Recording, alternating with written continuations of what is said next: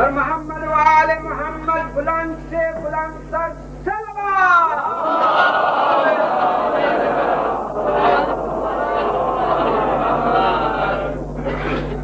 اعوذ باللہ السمیع العلیم من الشیطان اللعین الرجیم. بسم اللہ الرحمن الرحیم. الحمد للہ الملک الحق المبین المتصاغر لعظمتہ جبابرۃ الطاغین المتخاضع لکبریائہ عتاۃ المتمردین المعترف بربوبیتہ سائر الخلق اجمعین.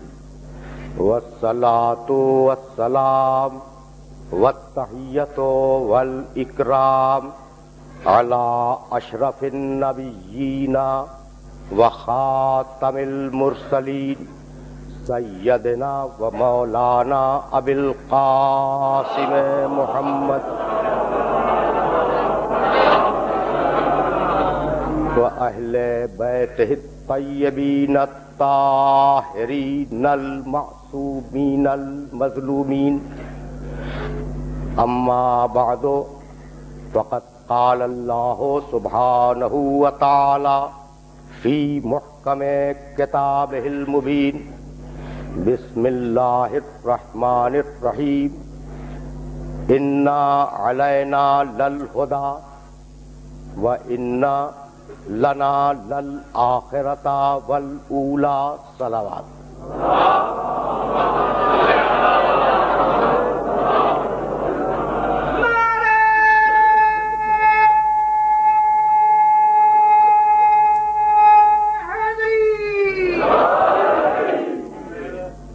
عزیزان محترم، جشن ولادت صاحب الزمان کے موقع پر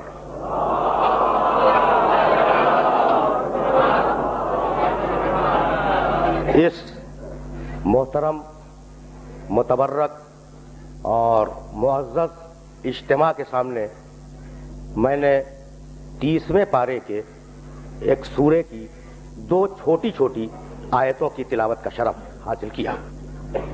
30ویں پارے میں سورہ لیل ہے جس کا نشان ہے 96، اور اس سورہ لیل کی 2 مختصر ترین آیتیں. اِنَّا عَلَيْنَا لَلْہُدَىٰ. اللہ فرماتا ہے ہماری ذمہ داری ہے اور ہمارا فرض ہے کہ ہم ہدایت کریں. وَإِنَّ لَنَا لَلْآخِرَةَ وَالْأُولَىٰ. اور ہماری ملکیت ہے دنیا بھی اور آخرت بھی. ایک مرتبہ ترجمے کو اور سماعت کریں، ایک مرتبہ ترجمے کو اور سماعت کریں. ان علینا للہدیٰ. ہمارا فرض ہے، اللہ کہہ رہا ہے ہمارا فرض ہے اور ہماری ذمہ داری ہے کہ ہم ہدایت کریں. ہماری ذمہ داری ہے کہ ہم ہدایت کریں. وَإِنَّ لَنَا لَلْآخِرَةَ وَالْأُولَىٰ. اور یہ دنیا میری ملکیت ہے، یہ آخرت میری ملکیت ہے. بھائی عجیب بات یہ ہے کہ پوری دنیا میں جو انتشار ہے اس انتشار کا سبب ایک ہے، حق اور فرض کا تصادم. بہت دور جاؤں گا لیکن بہت آرام سے سننا. حق اور فرض کا تصادم. میرے سامنے یہ جو ہزاروں افراد تشریف فرما ہے، ان میں سے کوئی ایسا نہیں ہے جس کا کوئی نہ کوئی حق اس معاشرے میں نہ ہو. ٹھیک ہے نا، حق تو ہے. اچھا، اور اگر حق ہے تو کیا آپ کا کوئی فرض نہیں ہے اس معاشرے میں؟ آپ کا فرض بھی ہے. تو کچھ حق ہے جو آپ کو لینا ہے، کچھ فرض ہے جو ادا کرنا ہے نا. جھگڑا کس بات کا ہے کہ ہر انسان حق لینے کے لیے تیار، کوئی بھی فرض ادا کرنے کے لیے تیار نہیں ہے.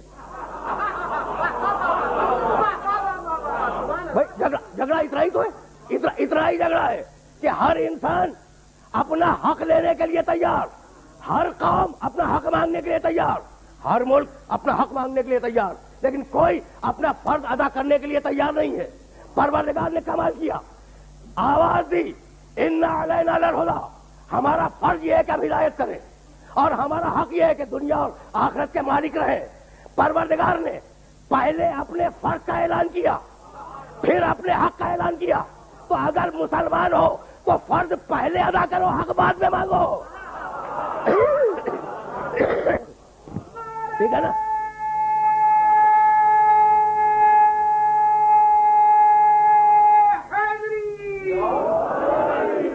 بھائی ساری دنیا میں حق اور فرض کا تصادم ہے۔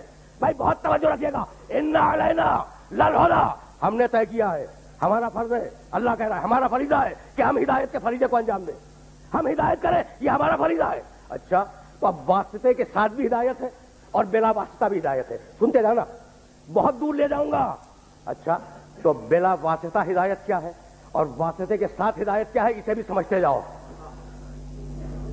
آدمی کا بچہ پیدا ہوا، اور جب پیدا ہوا تو اتنا کمزور ہے کہ اگر چونٹی اسے کاٹ لے تو وہ اسے اپنے ہاتھ سے ہٹا نہیں سکتا۔ بھائی ایسا ہے یا نہیں؟ ہے قرآن میں ہے، خلق الانسان ضعیفا، ہم نے انسان کو کمزور پیدا کیا۔ تو عجیب بات ہے، آدمی کا بچہ اتنا کمزور کہ اگر چونٹی کاٹ لے تو ہٹا نہ سکے، اگر بھوک لگے تو اپنی زبان سے مانگ نہ سکے غذا، ٹھیک ہے نا؟ اور مچھلی کا بچہ پیدا ہوتے ہی تیرنے لگا، کسی نے سکھایا اسے تیرنا؟ پرندے کا بچہ انڈے سے نکلا اور اپنی غذا کی تلاش میں چل پڑا، کسی نے اسے سکھایا؟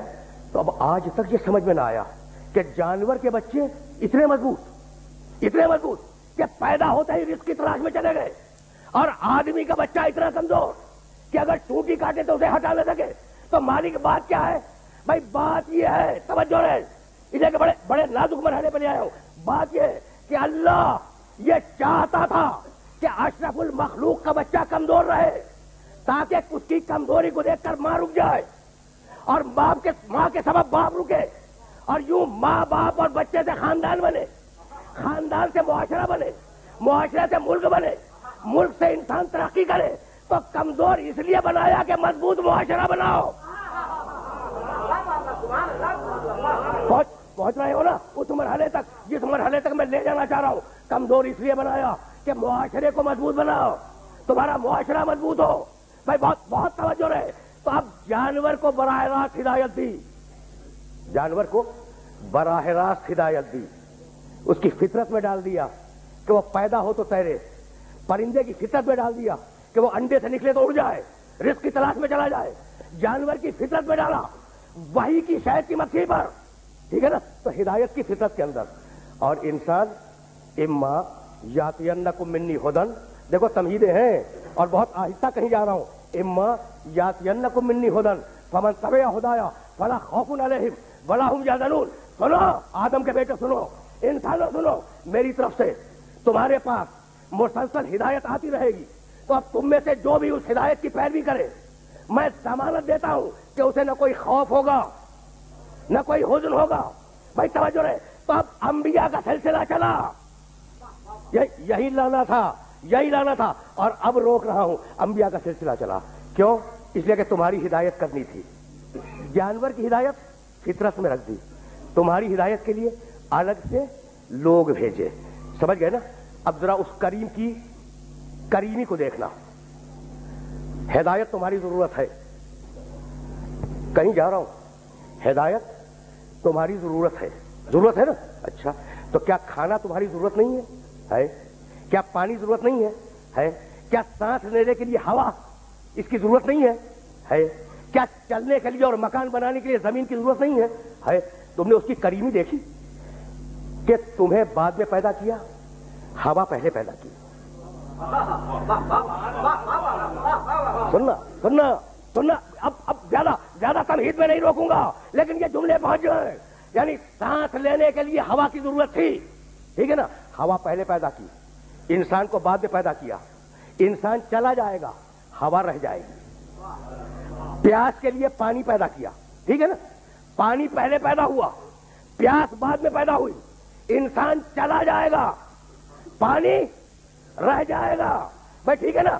زمین کی ضرورت تھی غذا کے لیے اور رہنے کے لیے، زمین پہلے پیدا ہوئی، انسان بعد میں پیدا ہوا، انسان چلا جائے گا، زمین رہ جائے گی، تو تمہاری سب سے بڑی ضرورت ہے ہدایت، تمہاری سب سے بڑی ضرورت ہے ہدایت۔ تو اب شان کریمی کا تقاضا یہ ہے کہ ہدایت ہو، انسان بعد میں آئے، ہدایت رہ جائے، انسان چلا جائے۔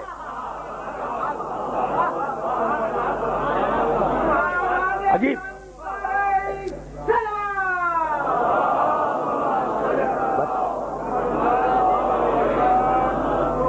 ٹھیک ہے نا بھائی، اسی بات کو میرے ساتویں امام نے کہا، الحجت قبل الخلق و مع الخلق و بعد الخلق۔ امام وہ ہے جو خلقت سے پہلے ہو، مخلوق کے ساتھ ساتھ چلتا رہے، مخلوق چلی جائے، امام باقی رہ جائے۔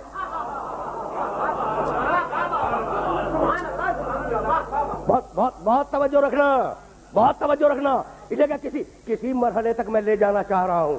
اچھا تو اب ہدایت کا انتظام ہوا، ٹھیک، اچھا تو اب یہ بھی تو ہو سکتا تھا نا، آرام سے یہ بھی ہو سکتا تھا کہ انسان آ جاتے اس دنیا میں اور صدیوں کے بعد اللہ ہادی بھیج دیتا، اچھا پھر ہادی اٹھا بھی لیتا، یعنی پہلے انسان کو ہدایت نہ ملتی، آخری انسان کو ہدایت نہ ملتی، درمیان میں ہدایت آ جاتی، تو جانتے ہو کیا ہوتا؟ فلسفہ ہدایت بیان کر رہا ہوں۔ پہلے انسان کو اگر ہدایت نہ ملتی تو قرآن سے ایک آیت پڑھوں گا، لیکن اس سے پہلے یہ تمہید سن لو، پہلے انسان کو اگر ہدایت نہ ملتی تو خدا کو چیلنج کر دیتا قیامت میں کہ پروردگار تو نے میرے پاس ہدایت نہیں بھیجی، اور اگر آخری انسان کو ہدایت نہ ملتی تو وہ بھی چیلنج کر دیتا قیامت میں کہ پروردگار میں نے تیرے احکام پر عمل اس لیے نہیں کیا کہ تو نے ہادی نہیں بھیجا تھا، ہادی تو درمیان میں آ گیا۔ اس لیے عقل یہ کہتی ہے کہ انسان کے آنے سے پہلے ہادی ہو، انسان چلا جائے ہادی رہے۔ بھائی ٹھیک ہے نا، بھائی ٹھیک ہے بھائی، یہی سبب تھا کہ ابھی آدم پیدا نہیں ہوئے اور پروردگار نے اعلان کر دیا انی جاعل فی الارض خلیفہ۔ آدم کی پیدائش سے 13,000 سال پہلے، حدیث ہے، پروردگار نے یہ اناؤنسمنٹ کیا ہے، یہ اعلان کیا ہے پیدائش آدم سے کتنا پہلے؟ 13,000 سال پہلے، کہ میں زمین پہ ایک خلیفہ بنانے والا ہوں۔ اچھا تو اب میں پوچھنا چاہ رہا ہوں کہ بھائی جب بناتا، جب کہہ دیتا، یہ ہزاروں سال پہلے اعلان کرنے کی ضرورت کیا تھی کہ میں زمین پہ خلیفہ بنانے والا ہوں؟ جب بنا دیتا کہہ دیتا خلیفہ ہے، سجدہ کرو۔ یہ 13,000 سال پہلے کیا ضرورت تھی؟ تو اعلان کر کے فرشتوں میں سنجیدہ حالت انتظار پیدا کرنی تھی۔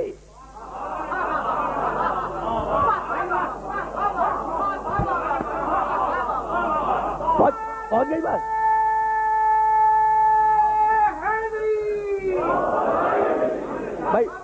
بھائی میں جو اپنے سننے والوں تک پہنچانا چاہ رہا ہوں وہ پیغام پہنچا یا نہیں؟ بھائی 13,000 سال پہلے خلقت آدم سے اعلان کیا کہ انی جاعل فی الارض خلیفہ، میں اس زمین پر خلیفہ بنانے والا ہوں، بھیجنے والا ہوں، طے ہو گئی نا بات؟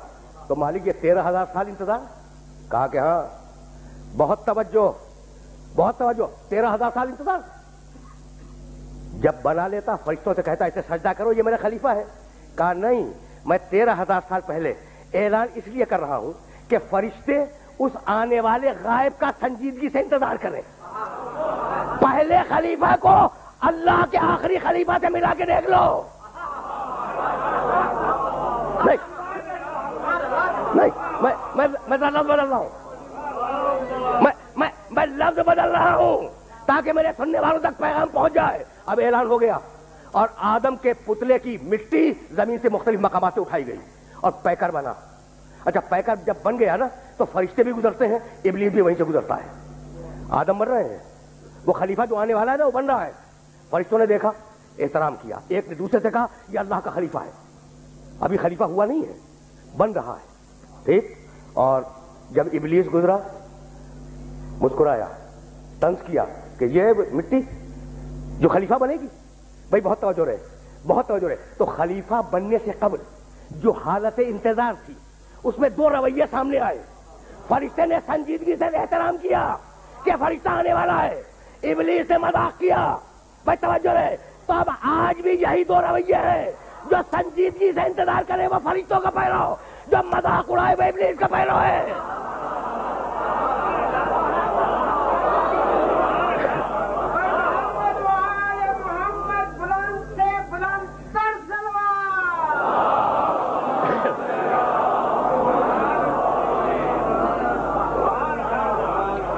ٹھیک ہے نا؟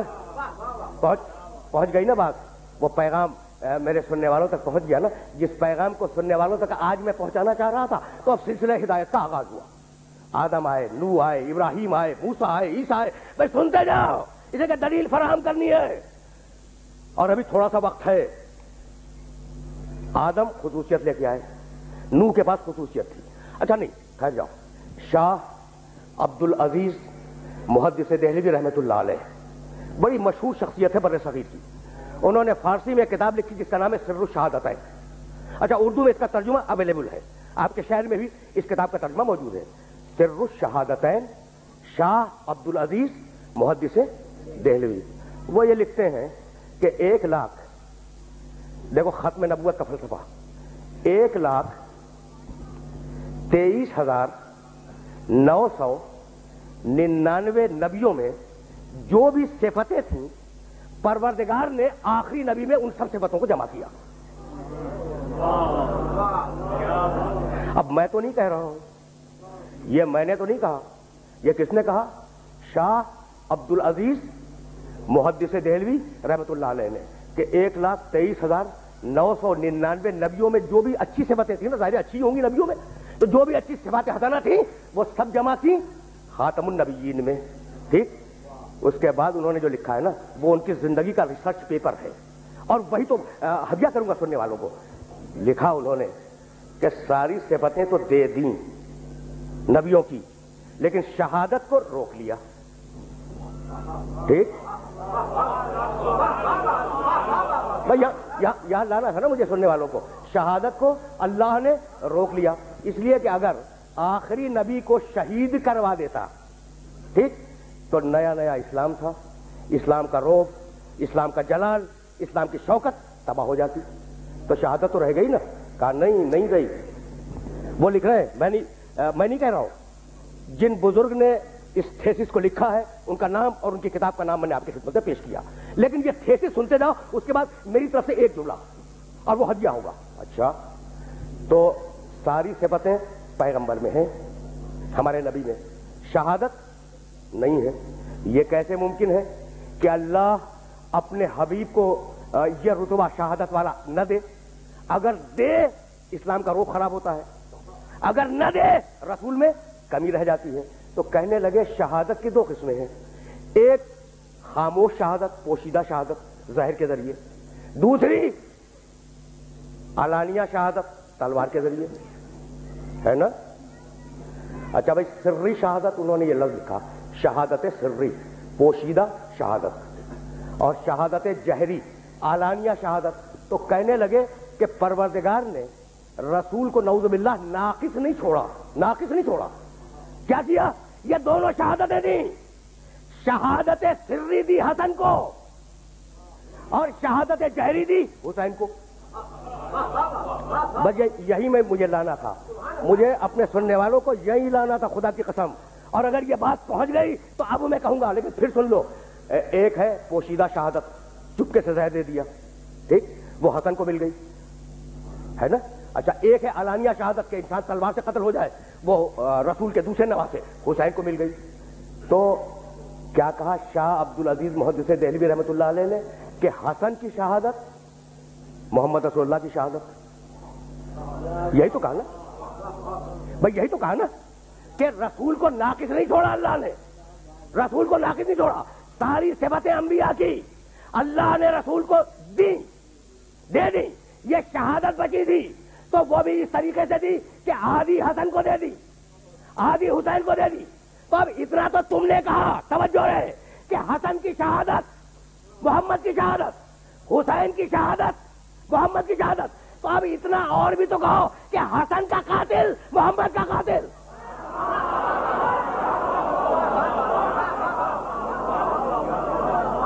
ٹھیک ہے نا؟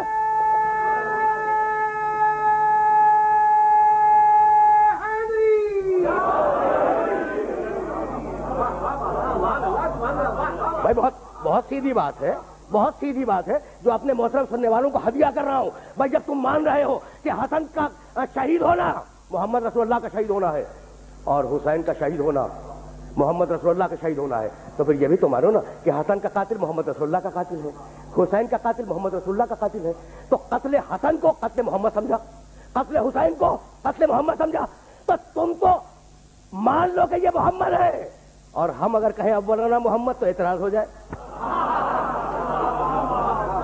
بھائی بہت توجہ رکھنا، اس جگہ کچھ کہنا چاہ رہا ہوں تو اب میں خلاصہ کر رہا ہوں، بھائی سننا، یہ خلاصہ سر الشہادتین میں ترجمے میں دیکھ لینا، اردو ترجمے میں کیا کہا۔ آدم سے عیسیٰ تک جتنی بھی صفتیں دی تھیں پیغمبروں کو، وہ سب سمیٹ کے محمد میں جمع کر دوں، یہی ہے نا۔ حد یہ ہے کہ شہادت جو نہیں ملی وہ بھی محمد رسول اللہ کو حسنین کے ذریعے مل گئی۔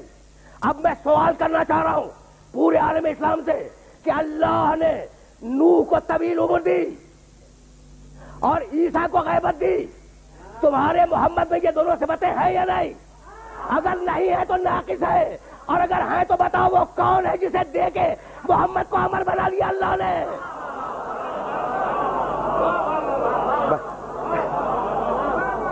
توجہ، بہت توجہ۔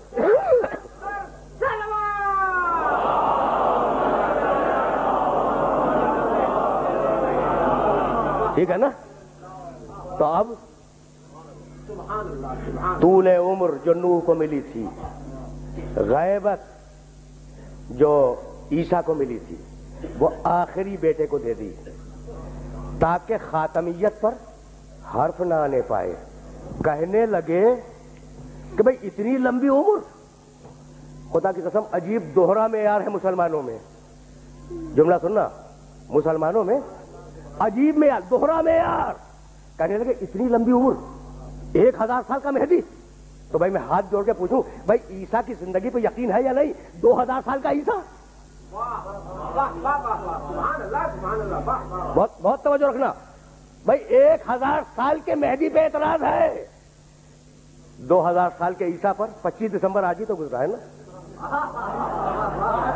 بھائی، بہت سامنے کی بات، بہت سامنے کی بات اپنے سننے والوں کی خدمت میں کر رہا ہوں بھائی، آج ہی تو یہ تاریخ گزری نا 25 دسمبر کی، تو 2000 سال کے عیسیٰ پہ کسی کو اعتراض نہیں ہے کہ کیسے زندہ ہیں، ہے نا؟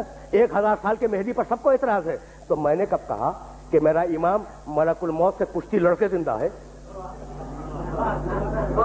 میں نے یہ تو نہیں کہا، میں نے یہ نہیں کہا، اور میرا یہ بھی دعویٰ نہیں ہے کہ وہ زندہ ہے، میرا دعویٰ یہ ہے کہ اس کے اللہ نے اسے زندہ رکھا ہے،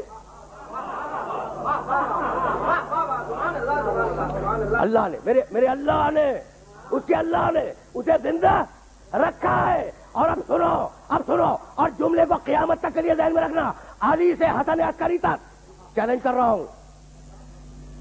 ہوں، علی سے حسن عسکری تک 11 گزر گئے نا، کوئی اپنی طبعی موت سے مرا نہیں مرا نا۔ اصول کافی میں محمد ابن یعقوب کلینی رحمۃ اللہ علیہ کی بڑی مشہور حدیثی کتاب ہے، اور فرقہ امامیہ میں معتبر ترین کتاب حدیث کی اصول کافی، اس میں ایک چیپٹر ہے کتاب الحجت میں، لا یموتن الا باختیارہم، آل محمد کو موت نہیں آتی، اپنی مرضی سے مرنا چاہے تو مر جاتے ہیں، مرنا چاہتے ہیں تو مر جاتے ہیں۔ یہی تو سبب ہے کہ علی تلوار سے مارے گئے، حسن زہر سے مارے گئے، حسین تلوار سے مارے گئے، سید سجاد زہر سے مارے گئے، سلسلہ چلا، یا تلوار یا زہر۔ تو اب اللہ کو اسے بچانے کے لیے جو غائب ہے کسی خاص کام کی ضرورت نہیں ہے، فقط تلوار اور زہر سے بچا لینا ہے۔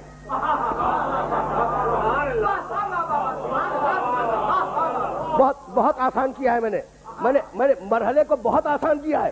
اللہ کو کسی اضافی کام کی ضرورت نہیں ہے کہ کوئی اس میں روح پھونک دے، کچھ کر دے، نہیں، اسے صرف اتنا کرنا ہے کہ اسے تلوار سے اور زہر سے بچا لے، اسی کا نام غیبت ہے۔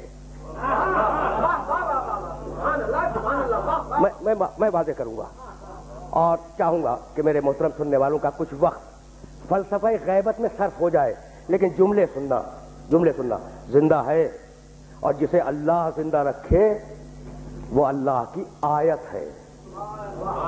نہیں، میں ذرا اور بڑھا رہا ہوں بات کو، بہت زیادہ وقت نہیں لوں گا، بات کو ذرا سا اور بڑھا رہا ہوں۔ دیکھو، جو بھی ذرا سا ایب نارمل ہو نا، عام انسانی ڈگر سے ہٹ کے ہو، وہ اللہ کی آیت ہے۔ کیا بھول گئے؟ مریم سلام اللہ علیہا نے کہا بھئی یہ 25 دسمبر کے حوالے سے انا یکون لی غلام ولم یمسسنی بشر ولم اکو بغیہ، مجھے بیٹا کیسے ہوگا؟ جبریل سے کہہ رہی ہیں جناب مریم سلام اللہ علیہا، مجھے بیٹا کیسے ہوگا؟ انا یکون لی غلام ولم یمسسنی بشر، مجھے کسی انسان نے مس نہیں کیا، ولم اکو بغیہ، میرا کردار بے عیب ہے۔ قال کذالک، جبریل نے کہا مریم ہوگا ویسا ہی جیسا اللہ نے کہا ہے۔ قال ربک ہوا علی ہین، تمہارے رب نے کہا ہے کہ یہ کام میرے لیے بڑا آسان ہے کہ میں ایک کنواری کے بطن مطہر سے بیٹا پیدا کر دوں۔ ہوا علی ہین ولنجعلہ آیۃ للناس، ہم بغیر باپ کے اس بیٹے کو اپنی آیت بنانا چاہتے ہیں۔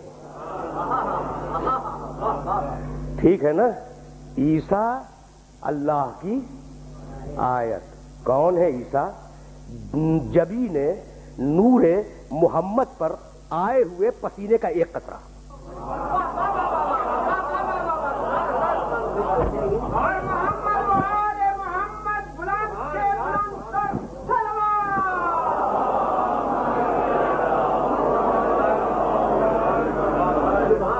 دیکھو اب اس سے زیادہ وضاحت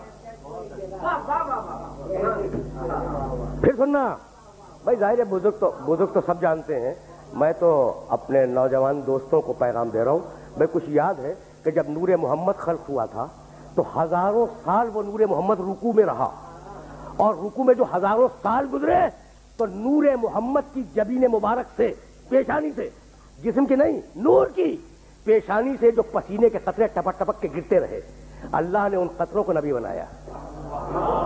ٹھیک، اللہ نے ان قطروں کو نبی بنایا۔ تو عیسیٰ اللہ کی آیت۔ ٹھیک، کون؟ محمد کے پسینے کے قطرے۔ ٹھیک ہے نا؟ نہیں، ایک آیت اور سنتے جاؤ۔ آیت حضرت عزیر علیہ السلام، سورہ بقرہ کے آخری چیپٹر میں آپ کو یہ آیت مل جائے گی۔ حضرت عزیر علیہ السلام ایک اپنے گدھے پہ بیٹھے ہوئے ایک بستی کے قریب سے گزر رہے تھے۔ اچھا، بستی برباد تھی۔ اب کلذی مر علی قریۃ وہی خاویۃ علی عروشها انا یحیی اللہ هذه الموت انا یحیی اللہ هذه بعد موتها۔ بھائی بہت توجہ رکھنا، اس لیے کہ یہ آیت اگر پہنچ گئی میرا مشن مکمل ہو گیا۔ تم نے سنا ایک نبی تھا جو گزر رہا تھا ایک بستی کے سامنے سے، وہ بستی تباہ ہو چکی تھی، برباد ہو چکی تھی، کھنڈر بن چکی تھی، اس میں کوئی نہیں تھا۔ اس کے دل میں خیال آیا انا یحیی ھذہ اللہ بعد موتھا، اس کے دل میں یہ خیال آیا کہ اب تو کوئی بھی زندہ نہیں ہے اس بستی کا، اللہ کیسے اٹھائے گا ان بستی والوں کو؟ فاماتہ اللہ مئۃ عام۔ بس نبی کے دل میں خیال آنا تھا کہ اللہ نے اس نبی کو 100 سال کی موت دے دی۔ بھائی سننا، دیکھو یہ ہے جلال الہی، اس نبی کو 100 سال کی موت دے دی، ثم بعثہ، اور پھر اس نبی کو اللہ نے اٹھایا 100 سال کے بعد، اور کہا کم لبثت، بھائی کتنی دیر مرے رہے؟ قال لبثت یوما او بعض یوم، اس نبی نے کہا کہ میں پورے ایک دن مرا رہا یا آدھا دن؟ قال بل لبثت 100 عام، سنو ایک دن مرے نہیں رہے، 100 سال مرے رہے۔ فانظر الی طعامک و شرابک لم یتسنہ، ذرا دیکھنا، اپنے کھانے کو دیکھنا، اپنے پانی کو دیکھنا، دونوں تازہ ہیں۔ وانظر الی حمارک، اور اپنے اس گدھے کو دیکھنا جس پہ سوار تھے، یہ سڑ گیا یا نہیں؟ یعنی عجیب مرحلہ ہے فکر کا، جس چیز کی فوری ضرورت تھی،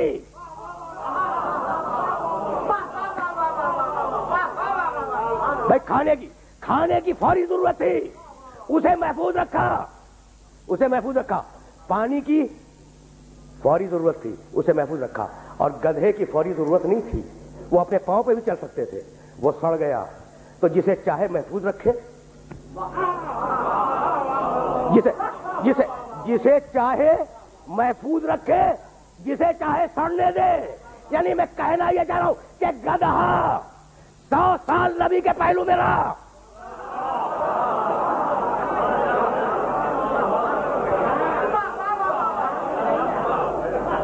بھائی بہت سیدھی قرآن ہے نا، قرآن ہے، لیکن چونکہ فوری ضرورت نہیں تھی، اس گدھے کی فوری ضرورت نہیں تھی، اسے ضائع ہو جانے دیا اور پانی کو محفوظ رکھا۔ کیونکہ جب نبی 100 سال کے بعد اٹھے گا اسے پیاس محسوس ہوگی. کھانا محفوظ رہا.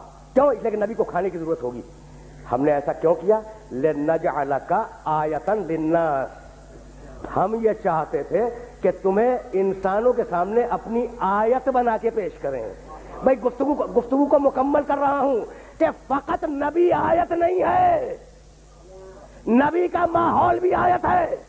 اس ماحول میں کھانا بھی محفوظ، پانی بھی محفوظ. تو مجھے کہنا یہی ہے کہ جو نبی کے پسینے کا قطرہ ہو، اگر اس کا ماحول آیت بن سکتا ہے تو جو نبی کے خون کا قطرہ ہو، کیا اس کا ماحول آیت نہیں ہوگا؟ بس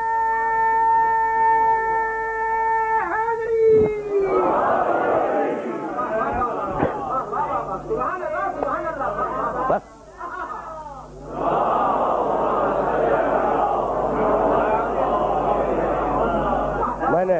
میں نے اپنے محترم سننے والوں کی خدمت میں کسی دقیق مرحلہ فکر کو پیش نہیں کیا، بہت آسانی سے گزرنا چاہ رہا تھا. تو اب ایک غائب ہے، اس کا ماحول آیت، وہ خود آیت، جہاں جائے وہ جگہ آیت بن جائے. سمجھ گئے نا؟ اب پھر سوچنے لگے کہ بھائی جب ظاہر کرنا تھا اس میں بنا دیتا، یہ بنا کے انتظار کیوں کروا رہا ہے نا؟ تو اب ایک جملہ سننا. اور فلسفہ غیبت سمجھا چکا کہ یہ غائب کیوں ہے. اس لیے کہ یہ مارے جاتے ہیں آل محمد یا تلوار سے یا زہر سے. تیسری کوئی ترکیب نہیں ہے انہیں مارنے کی، ٹھیک ہے نا؟ تو انہیں تلوار سے اور زہر سے بچا دیا. یہ ہے غیبت کا فلسفہ. لیکن نہیں، ذرا سا اور آگے بڑھ جاؤ تو وہ بیٹا ہی کیا جس کی دلیل باپ کے جملے سے فراہم نہ ہو. صفین، سننا صفین کی رات تھی. دیکھو اب میں تھیسس دے رہا ہوں اور اس تھیسس کو اپنے ذہن میں محفوظ رکھ لینا. صفین کی رات تھی اور پوری رات علی نے تلوار چلائی جنگ صفین میں، اور علی کا بہادر دوست مالک اشتر وہ بھی تلوار چلاتا رہا. سب کو معلوم ہے واقعہ سب کو معلوم ہے، واقعہ سب کو معلوم ہے. فقط اشارہ کروں گا. دوسرے دن جب علی کے کشتے گنے گئے اور مالک اشتر کے کشتے گنے گئے تو صرف ایک کا فرق تھا. مالک اشتر نے ایک کم مارا، علی نے ایک زیادہ مارا. اچھا، مالک اشتر کے دل میں ناز پیدا ہوا کہ میں اپنے مولا سے قریب آ گیا. بس اس ناز کا پیدا ہونا تھا. عجیب مرحلہ ہے. اس ناز کا پیدا ہونا تھا. مالک اشتر نے منہ سے نہیں کہا، اپنی زبان سے نہیں کہا کہ میرے مولا نے کل ایک مجھ سے زیادہ مارا ہے. دل میں خیال پیدا ہوا. بوڑھے علی کہا مالک اشتر تم جب تلوار چلا رہے تھے تو کیا پشتوں کو اور صلبوں کو دیکھ کے چلا رہے تھے؟ کیا پشتوں کو اور صلبوں کو دیکھ کے تلوار چلا رہے تھے؟ کہا یا امیر المومنین یہ کیسے ممکن ہے کہ میں پشتیں دیکھوں، صلب دیکھوں، اسلاب دیکھوں؟ میں نے تو بس جو سامنے آ گیا اسے میں نے مار دیا. کہا سنو میری تلوار نے جو سامنے آئے تھے نا سپاہی، ان کی 70 پشتوں تک دیکھا. میں کچھ کہنا چاہ رہا ہوں اور تقریر اپنے آخری مرحلوں میں داخل ہو جائے گی. میری تلوار نے یا میں نے، دونوں جملے موجود ہیں، 70 پشتوں تک دیکھا. اگر 70ویں پشت میں کوئی محب اہل بیت موجود تھا، کوئی مومن موجود تھا، تو میں نے تلوار ہٹا لی. اب میں علی کا فلسفہ بیان کرنا چاہ رہا ہوں.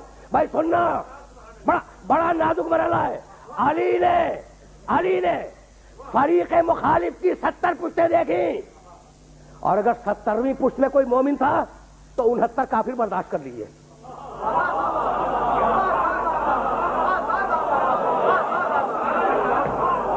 بس میرے دوستو،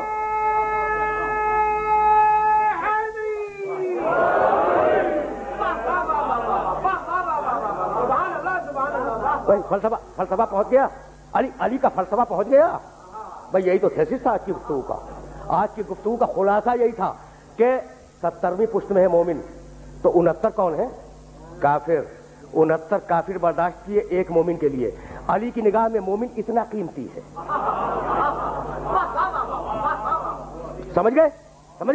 بڑا اعتراض ہوتا ہے کہ بھئی غائب ہے غائب ہے. اب سنو کہ کیوں غائب ہے, سنو کہ کیوں غائب ہے. میں یہی عرض کرنا چاہ رہا ہوں. تو علی, پھر دوہرا رہا ہوں, علی نے 70 پشتوں تک دیکھا. 70ویں پشت میں مومن تھا, تلوار ہٹا لی. 69 کافر برداشت ہے ایک مومن کے وجود کے لیے. ٹھیک.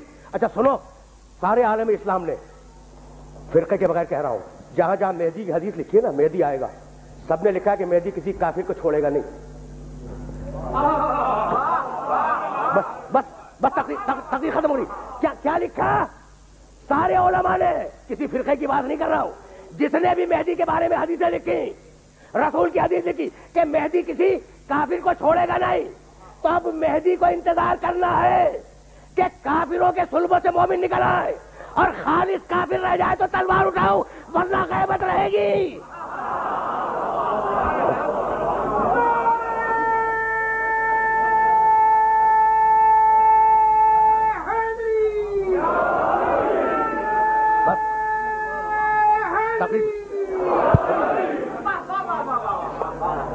عجیب مرحلہ فکر ہے. تو وہ انتظار کر رہا ہے, وہ انتظار کر رہا ہے کہ کافر صلبوں میں جتنے بھی مومن ہیں وہ دنیا میں آ جائیں, پھر میں کافروں پہ تلوار اٹھاؤں. تو جب تک مہدی ظاہر نہ ہو, خروج نہ کرے, ظہور نہ کرے, یقین کرو کہ ابھی مومن اور منافق مشترک ہیں. بہت دقیق مرحلہ فکر میں لے آیا ہوں میں, اور اب اس سے زیادہ اپنے سننے والوں کو زحمت نہیں دوں گا. جب تک ظہور مہدی نہ ہو, سمجھو کہ کافروں کے صلبوں میں مومن ہیں, اور جب مہدی کا ظہور ہو جائے سمجھ لو کہ اب بانج ہو گئی ارحام, اور ختم ہو گئے اسلاف کافروں کے, اور اب ان میں کوئی ایمان والا نہیں ہے. تو وہ انتظار کر رہا ہے کہ کافروں کے صلبوں سے مومن آ جائے. بھائی بات تو پہنچ رہی ہے نا. اب یہیں سے اپنے سننے والوں کو 2 دقیقوں کے لیے انگیج کروں گا. اس کا انتظار اور ہے, ہمارا انتظار اور ہے. کسی بہت بڑے مرجع تقلید نے سفر عراق و ایران کے درمیان مجھے بلوایا تھا, اور مجھ سے کہا کہ طالب جوہری سنو, میں اب زیادہ زندہ نہیں رہوں گا. پاکستان کے شیعوں کو میرا سلام پہنچانا, اور یہ کہنا کہ اب ظہور امام میں بہت زیادہ دیر نہیں ہے, اپنے آپ کو اس قابل بنائے کہ امام کو چہرہ دکھلا سکے. یہ جملہ میں نے کیوں کہا؟ انتظار کی 2 قسمیں ہیں. وہ انتظار کر رہا ہے کہ کافر صلبوں سے مومن نکل آئے, ہم انتظار کر رہے ہیں کہ ہم اپنے آپ کو اس قابل بنا سکیں. ہم انتظار کر رہے ہیں کہ ہم ولی امر مسلمین مرجع شیعان جہاں حضرت آیت اللہ العظمی سید علی حسینی الامام الخامنئی بلند سلام.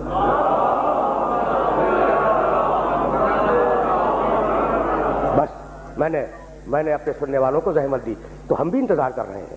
لیکن انتظار کا یہ مطلب نہیں ہے کہ زیارت پڑھی چلے گئے.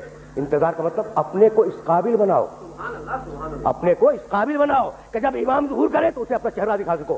یہی سبب ہے کہ روایات آل محمد میں 27,000 سے زیادہ حدیثیں ہیں کہ ظہور سے پہلے کیا ہوگا. 27,000 سے زیادہ حدیثیں ہیں, اور خدا کی قسم حقانیت مذہب امامیہ کے لیے کافی ہے. بس میری تقریر تمام ہو گئی. کیا بھول گئے کہ میرا علی کہہ رہا تھا سیاتی علی الناس زمان یرتفع فیہ الفاحشہ ولا تسنى. ایک زمانہ آنے والا ہے, اس امت پہ ایک زمانہ آنے والا ہے کہ فحشاء و منکر عام ہو جائے گا, ولا تسنى, اور نئی بدکاریاں ایجاد ہوں گی.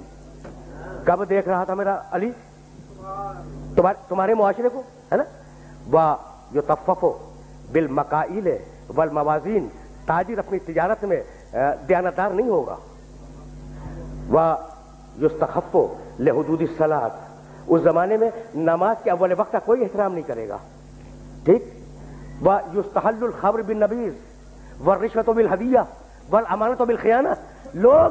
لوگ مسکرات پیئیں گے یہ کہہ کر کے جائز ہے, لوگ رشوتیں لیں گے یہ کہہ کر کے ہدیہ ہے, اس میں حرج کیا ہے. لوگ خیانت کریں گے یہ کہہ کر کہ ارے یہ تو عین امانت داری ہے. وَيُحَجُّ فِيهِ لِغَيْرِ اللَّهِ, اور زمانہ آ رہا ہے کہ لوگ اللہ کے لیے حج پہ نہیں جائیں گے. الاغنیاء للنزہۃ, سرمایہ دار جائے گا تفریح کے لیے, والاوساط للتجارہ، متوسط لوگ جائیں گے تجارت کے لیے، والفقراء للمسنہ، اور غریب جائے گا مانگ کے کھانے کے لیے۔ دیکھ رہے ہو مزاج کوفے کے منبر سے میرے علی نے 1000 سال پہلے کہا، آج ہو رہا ہے یا نہیں؟ اور آواز دی میرے علی نے، اذا زیعت امت محمد علی مصطفیٰ الصلوات، سنو میرے بیٹے مہدی کا ظہور اس وقت ہوگا جب رسول کی امت نماز کو ضائع کر دے گی۔ واتبعوا الشہوات، لوگ اللہ کے اتباع نہیں کریں گے، اللہ کی پیروی نہیں کریں گے، خواہش نفس کی پیروی کریں گے۔ اور سنو گے، شرب القہوات، نئے قہوے کے مشروب ایجاد ہو جائیں گے اور ان کا رواج ہو جائے گا معاشرے میں۔ اور سنو گے، واستشعروا شتم الآباء والامہات، اور لوگ بات چیت میں ماں کی اور باپ کی گالیاں دیا کریں گے۔ فحینئذ، علی بول رہا ہے، بس تقریر تمام ہو گئی۔ فحینئذ عُثرت السماوات، یہ وہ زمانہ ہوگا جب آسمانوں کی طرف لوگوں کی توجہ ہوگی اور لوگ آسمانوں میں جانے لگیں گے۔ فَيَكُونُ الْمَطَرُ قَيْضًا وَالْوَلَدُ غَيْضًا، اس زمانے میں بارشیں رک جائیں گی اور اولاد بدتمیز ہو جائے گی۔ فَإِذَا كَانَ ذَلِكَ الزَّمَانُ، جب ایسا زمانہ آ جائے، فَيَكُونُ السَّنَةُ كَالشَّهْرِ وَالشَّهْرُ كَالْأُسْبُوعِ وَالْأُسْبُوعُ كَالْيَوْمِ۔ دیکھو علی کے علاوہ خدا کی قسم کوئی نہیں کہہ سکتا تھا جب ایسا زمانہ آ جائے کہ لوگ آسمانوں کی طرف جانے لگے، جب ایسا زمانہ آ جائے کہ لوگ آسمانوں کی طرف جانے لگے، تو اس زمانے میں 1 سال 1 مہینے کے برابر چھوٹا ہو جائے گا، اور مہینہ ہفتے کے برابر ہو جائے گا، اور ہفتہ دن کے برابر ہو جائے گا، اور دن گھنٹے کے برابر ہو جائے گا۔ کیا کثرت اشغال نے تمہارے وقتوں پر وہ پابندیاں نہیں لگا دی؟ کیا احساس نہیں ہے کہ سال کتنی جلدی آیا اور کتنی جلدی گزر گیا؟ بھائی بہت توجہ رکھنا، اس لیے کہ علی کا پیغام ہے اور اپنے سننے والوں تک پہنچانا چاہ رہا ہوں۔ اس کے بعد فرمانے لگے، فَإِذَا كَانَ ذَلِكَ الزَّمَانُ تُعْظَمُ الْأَهِلَّةُ، جب وہ زمانہ آ جائے تو رویت ہلال میں بڑے اختلاف ہوں گے، کوئی کہے گا پہلی کا چاند ہے، کوئی کہے گا دوسری کا چاند ہے۔ بس بھائی علی بول رہے ہیں، علی بول رہے ہیں۔ اور اس کے بعد آواز دی، نساؤہم کاسیات عاریات متبرجات فی جہنم خالدات، اس زمانے کی خواتین لباس میں ہوں گی مگر لباس کے بغیر ہوں گی۔ خدا کی قسم علی کے علاوہ کوئی نہیں کہہ سکتا تھا، علی کے علاوہ کوئی نہیں کہہ سکتا تھا۔ اور سنو، یاتون علی المیاعر، اور اس زمانے کے مرد جب مسجدوں پہ آیا کریں گے تو تیز گھومتے ہوئے پہیے کی سواری پہ سوار ہو کے آیا کریں گے۔ دیکھ رہے ہو علی کی نگاہ کہاں تک دیکھ رہی ہے؟ اور بتاؤں، فَإِذَا كَانَ ذَلِكَ الزَّمَانُ فَإِذَا قَدُرَ بَاتَ عَلَى طُهْرٍ، اگر تم اس زمانے میں باقی رہو تو اپنی کوئی رات طہارت کے بغیر نہ گزارو۔ بس میرے دوستو میری تقریر تمام ہو گئی۔ اگر اس زمانے میں باقی رہو تو اپنی کوئی رات طہارت کے بغیر نہ گزارو، اس لیے کہ اصبح سالما ویمسی دفینا، وہ زمانہ ایسا زمانہ ہوگا کہ صبح کو ملو گے انسان صحیح و سالم ملے گا، شام کو خبر گیری کرو گے معلوم ہوگا دفن ہو گیا، اور شام کو اس سے ملو گے صحیح و سالم ملو گے، جب صبح کو پوچھو گے معلوم ہوگا کہ وہ دفن ہو گیا۔ وَعَزْتُكُمْ إِنِ اتَّعَظْتُمْ، بھائی سننا، میری تقریر آخری مرحلے میں داخل ہو گئی۔ علی کہہ رہے ہیں، میں نے نصیحت کی اگر نصیحت کو قبول کرو، میں نے واز کیا اگر واز کو قبول کرو، میں نے تمہیں مستقبل بتلا دیا اگر مستقبل جاننا چاہو تو بھائی ہم اگلے دن کی بات نہیں بتا سکتے، اور علی 1000 سال بعد کی بات بتا رہا ہے، تو جب تم علی جیسے نہیں بن سکتے تو نبی جیسے کیسے بن جاؤ گے؟ بس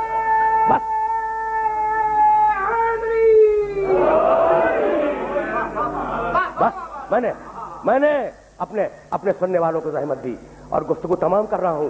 کمیل ابن زیاد نخی کا مقبرہ نجف میں موجود ہے، کوفہ اور نجف کے درمیان۔ یہ میرے آخری جملے ہیں اور اب میں نے اپنی تقریر ختم کی۔ کمیل کا مقبرہ کہاں ہے؟ نجف اور کوفے کے درمیان، محلہ کمیل اس کا نام بھی ہے۔ اچھا، ایک دن علی کمیل کے ساتھ گھوم رہے تھے اس علاقے میں، کہا کمیل تمہیں ایک رات کی بات بتاؤں؟ کہا امیر المومنین بتلائیں، مولا بتلائیں۔ کہا سنو کمیل، یہاں تم دفن ہو جاؤ گے۔ دیکھو میرا علی کہہ رہا ہے یہاں تم دفن ہو جاؤ گے، کہا مولا یہ جگہ تو آپ کی قبر سے بہت دور ہے. کہا مت گھبراؤ مت گھبراؤ کمیل، ایک دن یہ قبر میری قبر سے نزدیک ہو جائے گی. کہا مولا یہ کیسے ممکن ہے، کیا جائے گی؟ کہا نہیں، تمہاری قبر اور میری قبر کے درمیان تبنا قصور، بڑے بڑے محلات بنیں گے، عالیشان فرش ڈالے جائیں گے، بڑے عجیب و غریب پردے ہوں گے. وفی کل بیت مرآت، اور ہر گھر میں ایک شیشہ لگا ہوا ہوگا. ینظر فیہ القریب والبعید، اور اس شیشے میں دور اور نزدیک کی چیزیں نظر آئیں گی.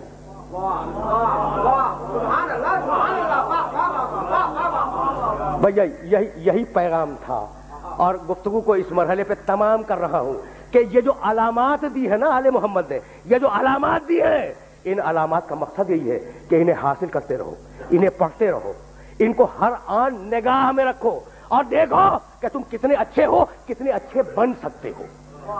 بس میری تقریر تمام ہو گئی. تو اب ساری ملت اسلامیہ سے ایک جملہ کہوں گا اور سننے والوں سے اجازت لے لوں گا کہ بھائی میں بھی انتظار کر رہا ہوں، میں بھی انتظار کر رہا ہوں، ٹھیک ہے، اور وہ لوگ بھی انتظار کر رہے ہیں جو یہ نہیں مانتے کہ وہ پیدا ہو چکا. آخری جملہ ہے تقریر کا، آخری جملہ. انتظار ہم بھی کر رہے ہیں، کس کا؟ جو پیدا ہو چکا. انتظار دوسرے مسلمان بھی کر رہے ہیں، کس کا؟ جو پیدا ہوگا. بھائی تو انتظار کیوں کر رہے ہو؟ انتظار کیوں کر رہے ہیں؟ بھائی اجماع سے بنا لو. بس تقریر تمام ہو گئی. اب مجھے کچھ نہیں کہنا، یہ میری تقریر کا آخری جملہ ہے. بھائی انتظار میں ہم بھی ہیں، لیکن ہماری مجبوری ہے کہ نس مل چکی ہے کہ وہ آئے گا، لیکن تمہاری تو مجبوری نہیں ہے. تو تم کیوں انتظار کر رہے ہو؟ اجماع سے بنا لو. کہا کہ نہیں، ہم اجماع سے تو نہیں بنا سکتے، اس لیے کہ اسے اللہ بھیجے گا. تو جب 12ویں کو اجماع سے نہ بنا سکو تو پہلے کو کیسے اجماع سے بنا لو گے؟ تقریر تمام ہو گئی.